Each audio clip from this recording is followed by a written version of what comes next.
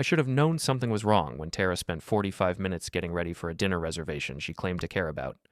The woman who used to throw on jeans and call it date night was now applying her third layer of highlighter, muttering about lighting and angles like she was preparing for a photo shoot instead of dinner with her husband. "Julian, does this look natural?" She turned from her ring light setup, gesturing at her face with the precision of a surgeon discussing a complicated procedure. "You look beautiful," I said, the same response I'd given for the past 3 years of our marriage. It used to be true. Hell, it was still true, but now it felt like complimenting a billboard advertisement of my wife instead of the actual woman. Chanterelle was the kind of restaurant where they didn't list prices on the menu and the waiters spoke in hushed, reverent tones about the chef's vision. I'd made the reservation 3 weeks ago, specifically requesting the corner table where we'd had our first anniversary dinner. The same table where Tara had once laughed so hard at my impression of her yoga instructor that she'd snorted wine through her nose. I sat there now, checking my watch for the 5th time. 7:30 had come and gone. The waiter, a thin man with the kind of mustache that suggested he took himself very seriously, had already refilled my water glass twice and was starting to give me looks that mixed pity with professional irritation.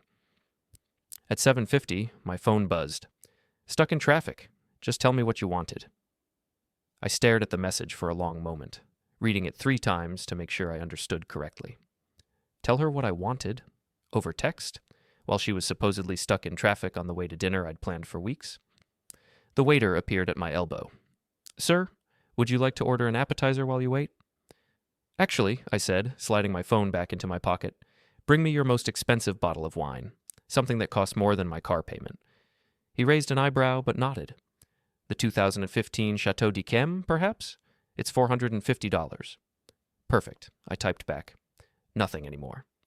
The wine arrived with ceremony that would have impressed a foreign dignitary.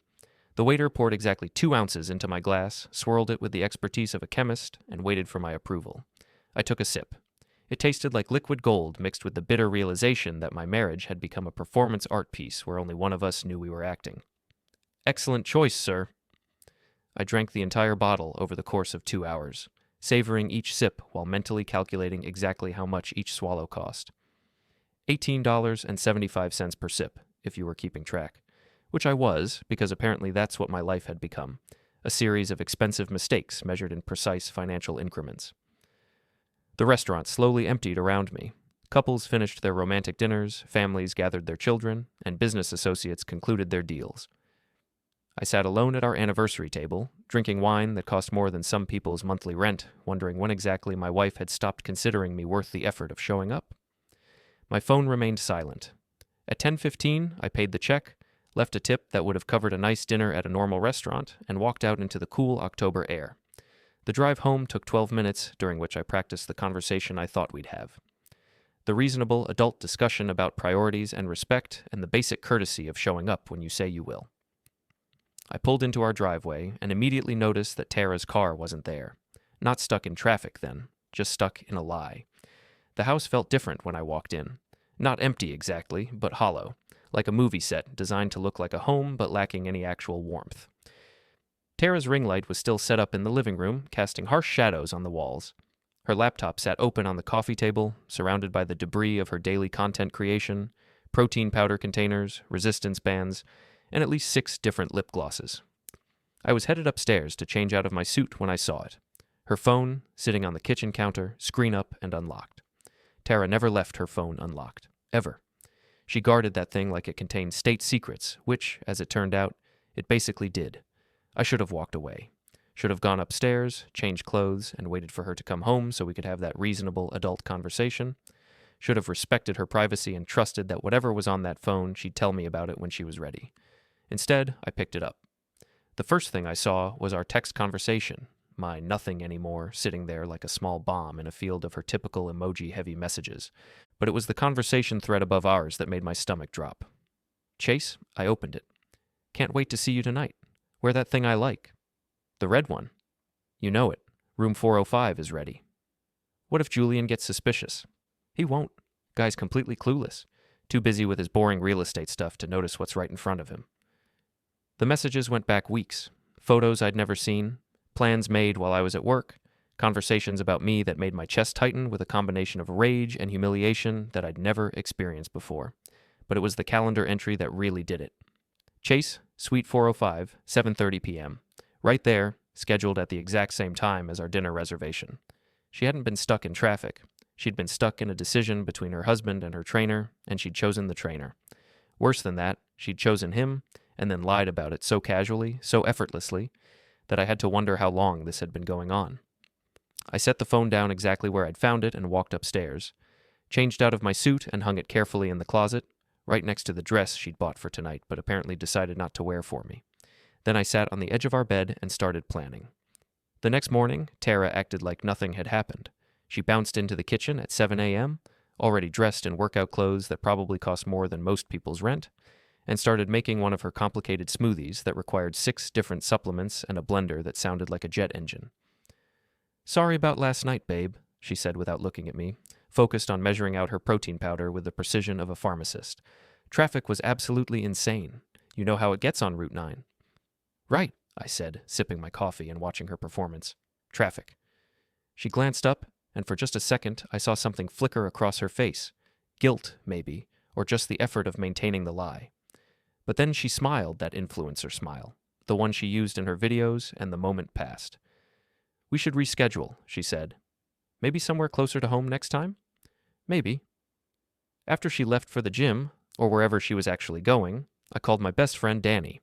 Danny Martinez had been my roommate in college and was now a private investigator, which sounds more glamorous than it actually is.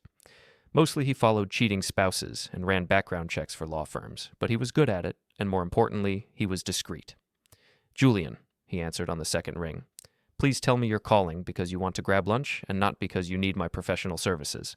"I need your professional services." "Shit, what's going on?" I told him everything, the dinner, the phone, the messages. Danny listened without interrupting, which was one of his better qualities as both a friend and an investigator. "How long do you think this has been going on?" he asked when I finished. "I don't know. Weeks at least. Maybe longer." "And you want me to what exactly? Confirm what you already know?" "I want to know everything," I said. "How long? How often? Where they meet? What they're planning? All of it." Danny was quiet for a moment. "Julian, you sure you want to go down this road? Sometimes it's better not to know the details." "I'm sure." "Okay, but this is going to cost you, and not just money. You sure you're ready for whatever I find?" I thought about Tara's casual dismissal of our dinner, her effortless lies, the way she'd talked about me in those messages like I was some kind of obstacle to be managed rather than a person she'd promised to love and honor. "I'm ready." Danny's investigation took 3 days. 3 days during which I went to work, came home, had dinner with my wife, and pretended that everything was normal while she continued her double life with the kind of brazen confidence that would have been impressive if it wasn't so personally devastating. She was good at it, I had to admit. The lies came so easily that I started to wonder if she'd always been this way and I'd just been too trusting to notice. She had explanations for everything: late nights at the gym, weekend workshops, girls' trips that I'd never bothered to verify because why would you verify your wife's girls' trips? On Wednesday evening, Danny called. "We need to meet," he said, "and you're going to want to sit down for this." We met at Murphy's, a dive bar near Danny's office that served drinks strong enough to prepare you for bad news. Danny arrived with a manila folder that he set on the table between us like it might explode. "How bad?" I asked. "Scale of 1 to 10? About a 15? He opened the folder. Photos, printed emails, bank records, phone logs. The evidence of my wife's affair laid out like a crime scene investigation. "It started 4 months ago," Danny said. "Guy's name is Chase Brennan, personal trainer at that expensive gym downtown. 28 years old, drives a BMW he can't afford, and has a history of getting involved with married clients." "History?" "3 that I could confirm, always the same pattern. Target wealthy married women, string them along for a few months, then disappear when things get complicated. Except with Tara, it's different." "Different how?" Danny pulled out a printed email. "They're planning to leave together, next month. She's been moving money around, setting up a separate account, and Julian? She's been telling him that you're abusive, that she's afraid of you." The words hit me like a physical blow. "What?" "She's building a case. Documentation of your controlling behavior, stories about your temper, even photos of bruises that she claims you caused. I've never touched her, never even raised my voice. I know that, and you know that, but she's got a narrative all worked out. The controlling husband, the fear, the brave escape with her new love. It's textbook manipulation, and she's good at it." I stared at the photos Danny had taken. Tara and Chase at restaurants I'd never been to. Tara and Chase kissing in parking lots while I was at work. Tara and Chase looking at apartments online while sitting in his BMW. There's more, Danny said quietly. More? She's been talking to a divorce lawyer, planning to file next week, right after you close on that mansion you've been saving for. The mansion. Our dream house. The one I'd been working 60-hour weeks to afford, cutting every corner and saving every penny so I could surprise her with the down payment on our 5th anniversary next month. She knows about the house? She knows everything. Your bank accounts, your investments, your plans, and she's been sharing it all with Chase. They've got it all figured out. She files for divorce, claiming abuse, gets half of everything including the new house, and starts fresh with her trainer boyfriend. I drank my whiskey and stared at the evidence of my wife's betrayal. Not just the affair, but the calculated destruction of everything we'd built together.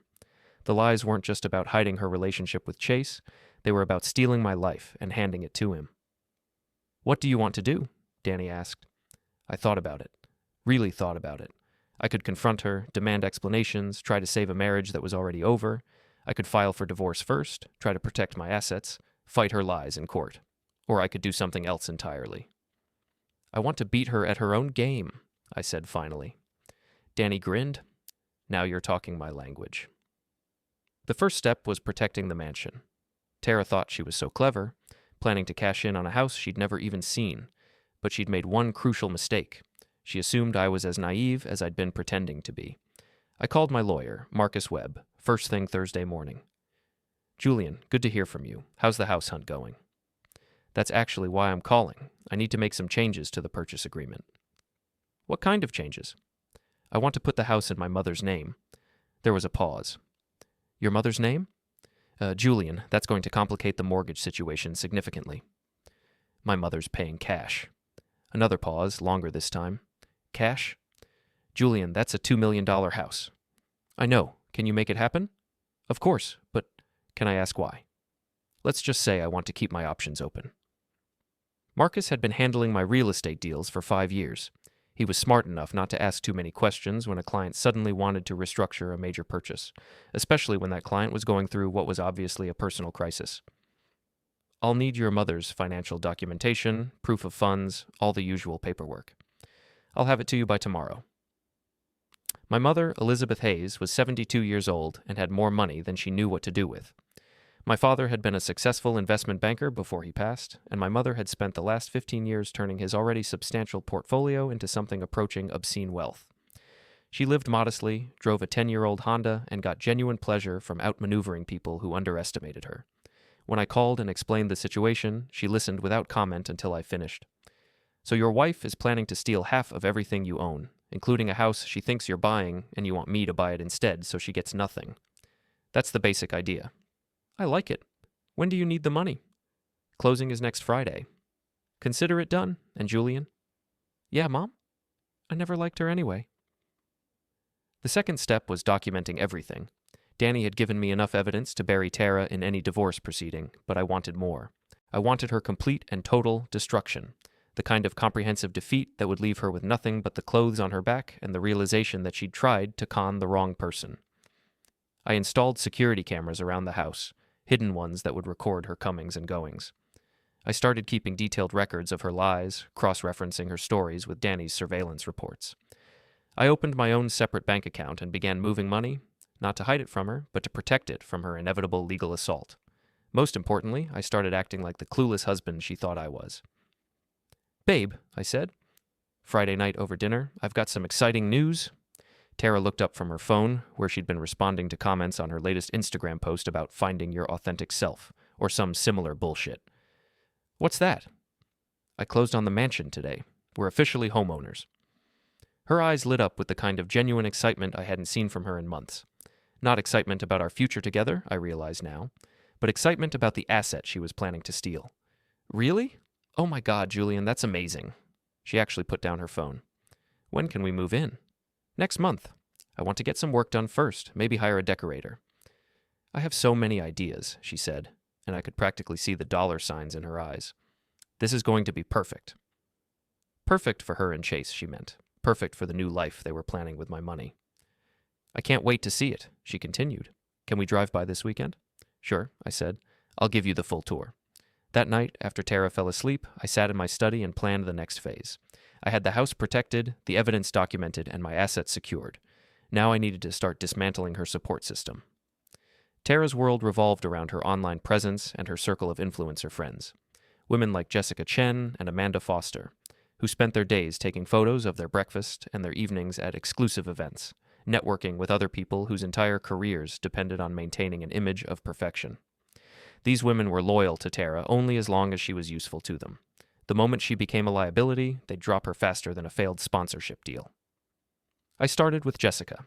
Jessica Chen ran a lifestyle blog called Curated Life and had been Tara's closest friend since they met at some wellness retreat 2 years ago. She was also, according to Danny's research, deeply insecure about her own marriage and desperately jealous of what she perceived as Tara's perfect relationship. It was almost too easy. I created a fake Instagram account, used a stock photo of an attractive woman, and started following Jessica's content. Then I began leaving comments, subtle ones at first, about how lucky she was to have such a stable marriage, unlike some people who were obviously compensating for problems at home. Within a week, Jessica was direct messaging me, fishing for gossip about which of her friends might be having marital problems. I fed her just enough information to make her suspicious of Tara without giving away that I was the source. "Have you noticed anything different about Tara lately?" Jessica asked my fake account. "She's been acting weird, like she's hiding something." "Now that you mention it," I replied, "she has been posting a lot about new beginnings and following your heart. That's usually code for something." The seed was planted. Jessica started watching Tara more closely, started noticing the inconsistencies in her stories, started asking questions that made Tara uncomfortable. I did the same thing with Amanda, with Sarah, with all of Tara's little influencer friends. Planted seeds of doubt, fed their insecurities, turned their natural competitiveness against each other. Within 2 weeks, Tara's support system was fracturing. Her friends were suspicious, her online engagement was dropping, and she was starting to feel the pressure.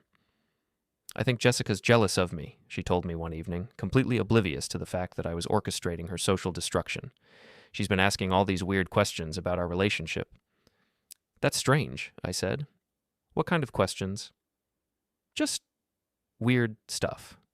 Like whether we're happy, whether I ever think about what I'd do if things didn't work out. It's like she wants there to be problems." "Maybe she's projecting," I suggested. "Isn't her marriage kind of rocky?" Tara's eyes lit up with the predatory interest of someone who'd just been handed fresh gossip. "You think? I mean, she has been posting a lot of cryptic stuff about staying strong lately." And just like that, Tara was distracted from her own secrets by the possibility of someone else's drama. It bought me time and drove another wedge between her and her friends. The third step was the most important, making sure Chase understood exactly what kind of woman he was planning to run away with. Chase Brennan worked out of Elite Fitness, a high-end gym in the financial district that catered to executives and trophy wives with more money than sense. The kind of place where the monthly membership cost more than most people's car payments and the personal trainers drove better cars than their clients. I'd been watching him for a week, learning his routine. He arrived at 6 a.m., trained clients until 2 p.m., then spent an hour working out himself before heading home to his overpriced apartment. He was handsome in that generic way that appealed to women going through midlife crises. Tall, muscular, perfectly groomed, with the kind of smile that suggested he was always selling something. On Tuesday afternoon, I was waiting for him in the parking garage when he finished his workout. "Chase Brennan?" He turned, immediately wary. Up close, he was younger than his photo suggested, with the kind of artificial confidence that came from spending too much time looking at himself in mirrors. "Yeah, who's asking?" "Julian Hayes, Tara's husband." His face went through several expressions in rapid succession. Surprise, fear, calculation, and finally a kind of cocky defiance that told me everything I needed to know about his character. "Look, man, I don't know what you think is going on." "I know exactly what's going on," I interrupted. "The question is what you think is going to happen next." He straightened up, trying to use his height advantage to intimidate me. It might have worked if I hadn't spent the last month planning this conversation. "I think you need to step back and calm down," he said. "Whatever Tara told you?" "Tara didn't tell me anything. She doesn't know I'm here." That got his attention. He glanced around the parking garage, probably wondering if I'd brought backup or weapons or whatever he thought angry husbands brought to confrontations with their wives' lovers.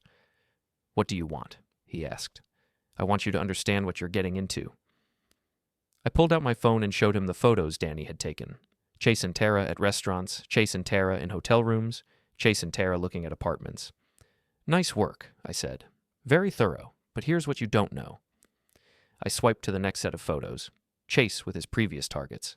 3 different women, all married, all wealthy, all eventually abandoned when Chase moved on to his next victim. Melissa Rodriguez, divorced, lost half her assets to her husband when he found out about you.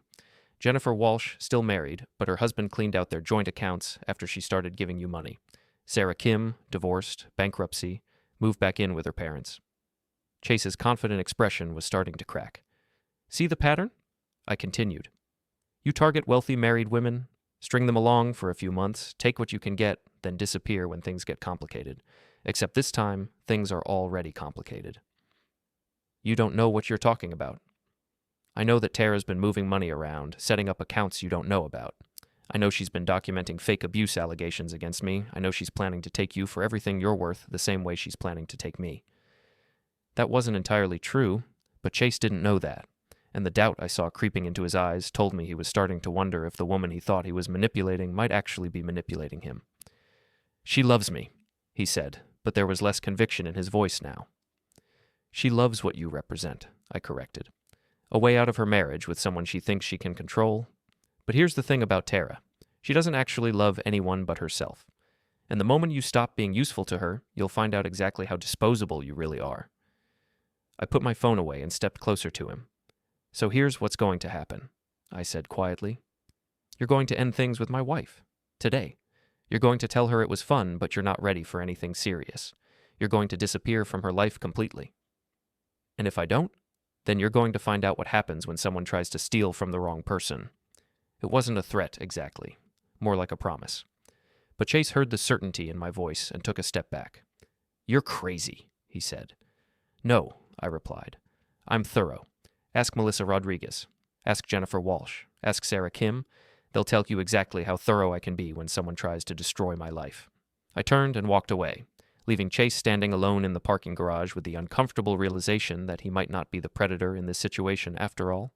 That evening, Tara came home in tears. What's wrong, babe?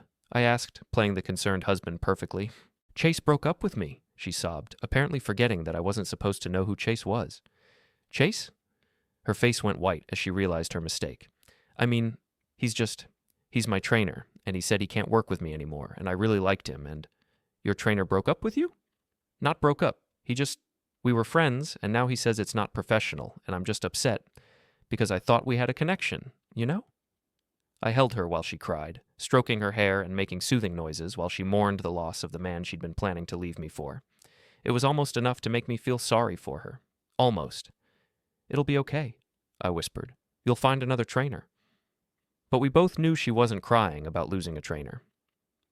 With Chase out of the picture, Tara's carefully constructed exit strategy began to crumble.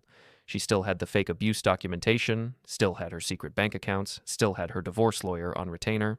But without her knight in shining armor waiting in the wings, the whole plan suddenly seemed less appealing. She started trying harder with me, cooking elaborate dinners, suggesting date nights, even initiating closeness for the first time in months.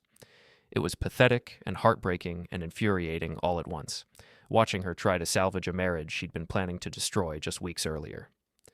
I've been thinking, she said one evening as we sat on the couch watching Netflix, maybe we should take a vacation. Just the two of us. Reconnect. That sounds nice, I said. Where did you have in mind? Somewhere tropical. Belize, maybe, or Costa Rica. Somewhere with good Wi-Fi so I can still post content, but far enough away that we can really focus on each other.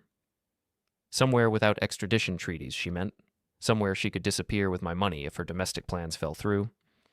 Let me think about it, I said, but I was done thinking. It was time to act. The mansion closing had gone through the previous week, with my mother as the official buyer and me as the property manager. Tara still thought we owned it together, still made plans for decorating and entertaining and all the other things she imagined doing in a house she'd never actually live in. When can we move in? She asked for the 100th time. Soon, I said. I want to surprise you.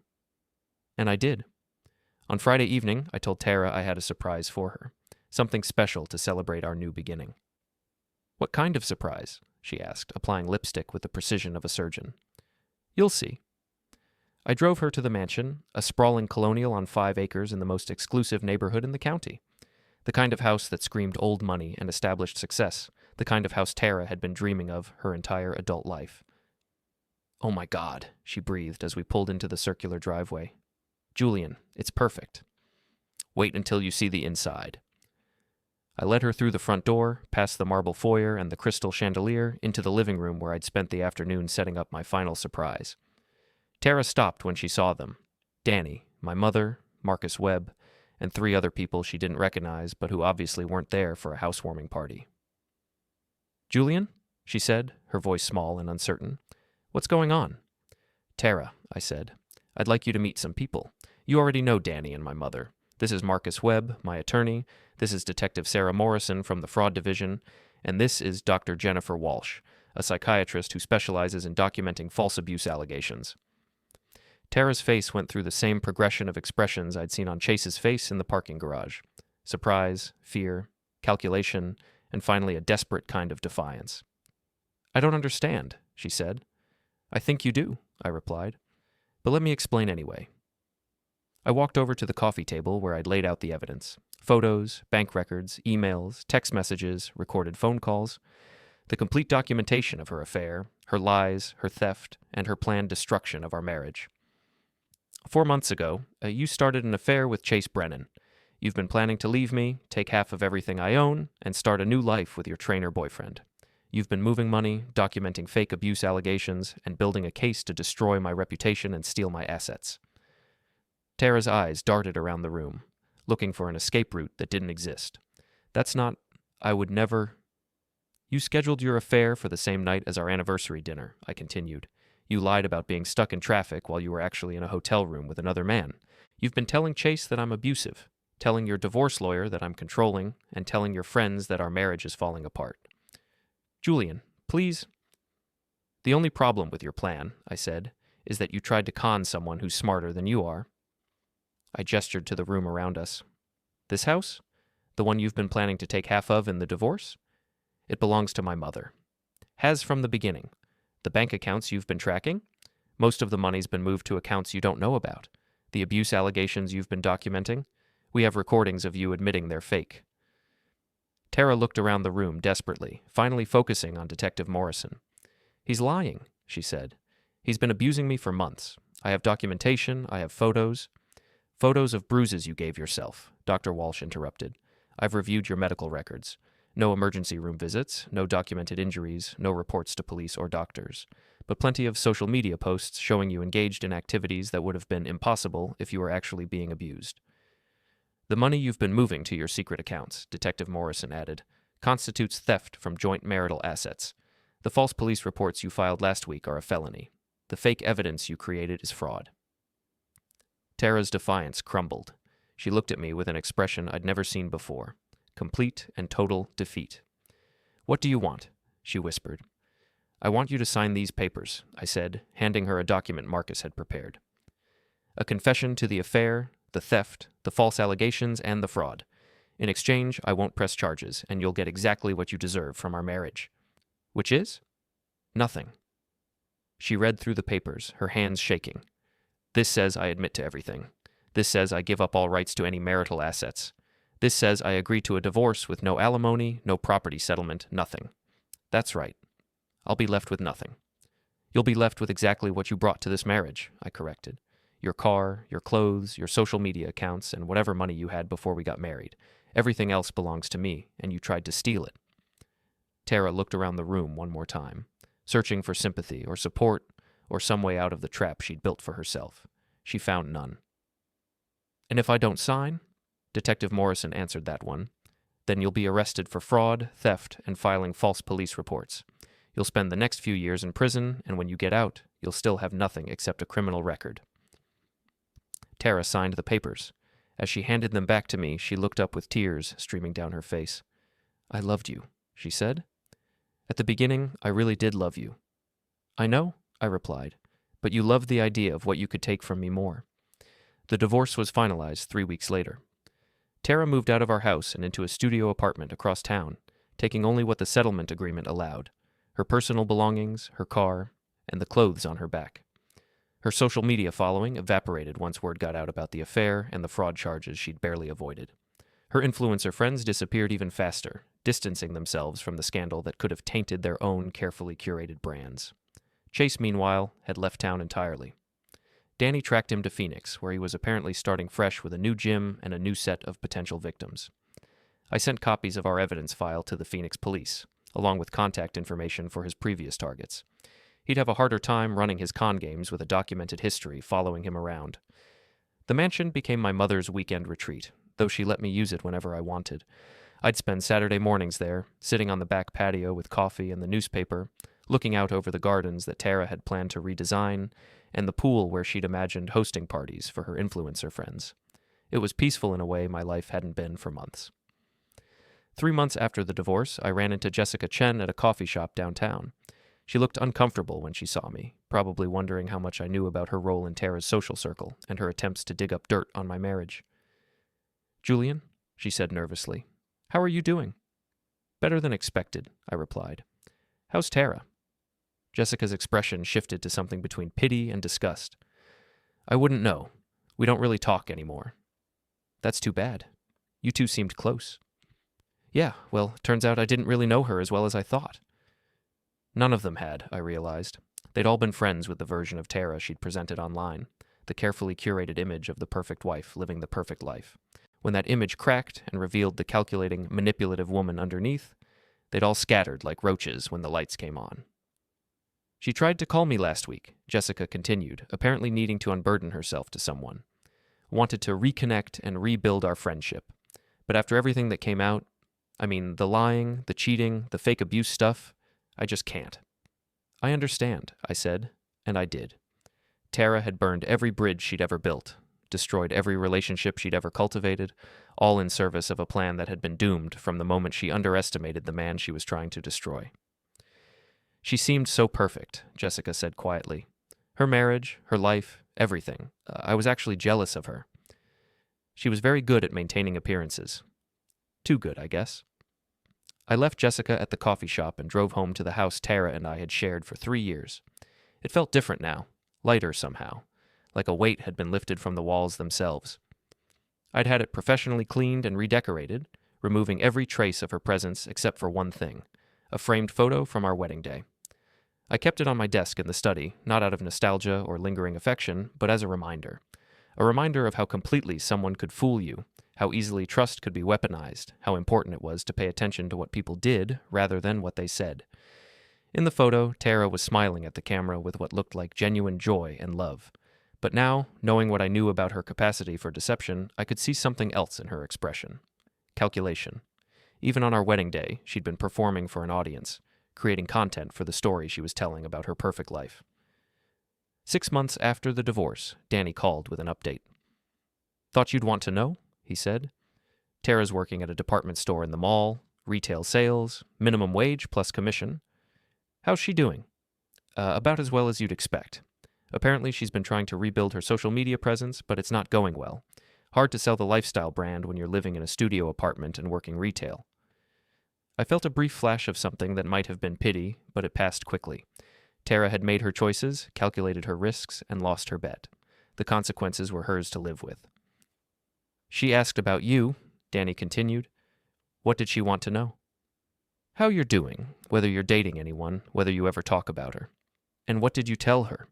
"I told her you're doing great, and you never mention her name." Both of those things were true. I was doing great, better than I had in years.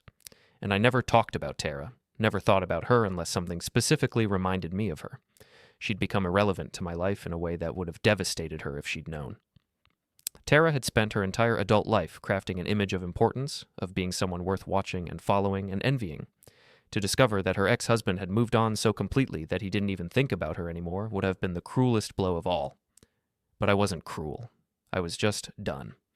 A year after the divorce, I sold the house we'd shared and moved into a penthouse downtown. It was sleek and modern and completely different from the suburban dream home Tara had wanted us to build together. It was also mine, completely and entirely, with no shared memories or painful associations. I started dating again, casually at first, then more seriously. The women I met were nothing like Tara. Genuine instead of performative, honest instead of manipulative, interested in building something real instead of constructing an image for social media consumption. It was amazing how much easier relationships were when both people were actually present for them. 2 years after the divorce, I married Sarah Mitchell, a veterinarian who'd never owned a ring light and thought Instagram was something you sent your grandmother. Our wedding was small and private, attended by people who actually cared about us rather than people who wanted to be seen at our event. Tara wasn't invited, obviously, but according to Danny, who still kept loose tabs on her, she saw the announcement in the local paper and spent 3 days posting cryptic messages about moving on and finding happiness. That fooled no one. She was still working retail, still living in her studio apartment, still trying to rebuild a social media presence that had never recovered from the scandal. Her attempts at dating had been unsuccessful, partly because word had gotten around about what she'd done to her marriage, and partly because she couldn't stop talking about her ex-husband and the life she'd lost. "She's become one of those women," Danny told me over drinks at my bachelor party. "The ones who can't move on, who define themselves by what they used to have instead of what they could build next." "That's sad," I said, and I meant it. "You don't miss her at all?" I thought about it honestly. Did I miss the woman I'd married? The one who'd laughed at my jokes and supported my dreams and made me believe we were building something lasting together? Maybe. But that woman had never really existed. She'd been a performance, a carefully constructed character designed to get what Tara wanted. I didn't miss the performance, and I certainly didn't miss the performer.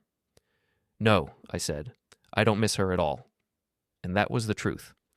Tara had tried to destroy my life, steal my assets, and ruin my reputation. She'd failed completely, lost everything she'd tried to steal, and ended up with less than she'd started with. It was, I realized, exactly what she deserved. Some people might call what I did to Tara revenge, but I preferred to think of it as justice.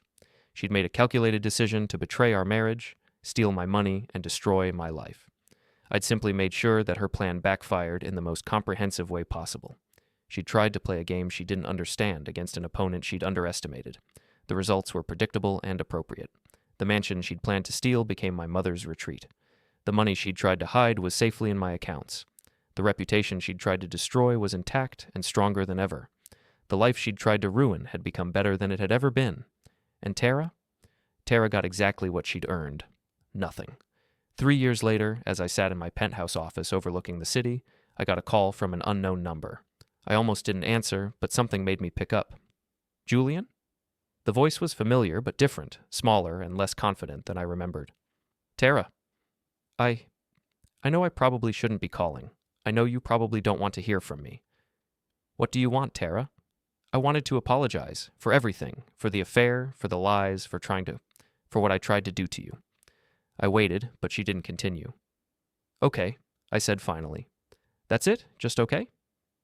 "What did you expect me to say?" "I don't know. I guess I hoped maybe we could talk, maybe try to understand what went wrong, maybe even what?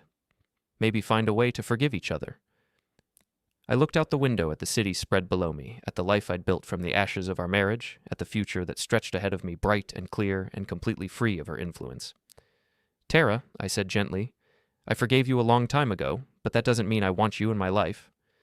"I made a mistake," she said, and I could hear tears in her voice. "The biggest mistake of my life. I lost everything that mattered because I was greedy and stupid and I thought I could have it all." "You're right," I agreed. "You did make a mistake. You made a lot of them. Can't we try again? Can't we at least try to be friends?" "No, Tara, we can't." "Why not?" "Because you tried to destroy me," I said simply. "You planned it, you executed it, and you would have succeeded if I hadn't been smarter than you gave me credit for. That's not something you come back from." People make mistakes." "People make mistakes," I interrupted. "What you did was make choices. Calculated, deliberate choices to betray our marriage and steal my life. Those weren't mistakes, Tara. They were crimes." She was quiet for a long moment. "I still love you," she said finally. "No, you don't. You love the idea of what I represented to you. Security, status, money, the life you thought you deserved. But you never loved me, Tara. If you had, you never could have done what you did." "That's not true." "It is true. And deep down, you know it." I hung up the phone and blocked her number. Then I deleted her contact information entirely, removing the last digital trace of her presence in my life. That evening, I told Sarah about the call over dinner. "How do you feel?" she asked. "Free," I said, and realized it was true. Finally, completely free. Tara had been the last ghost from my old life, the last unresolved piece of my past. Her apology, pathetic as it was, had been her final attempt to maintain some connection to the life she'd lost. By rejecting it, by refusing to give her the absolution she was seeking, I'd close that chapter forever.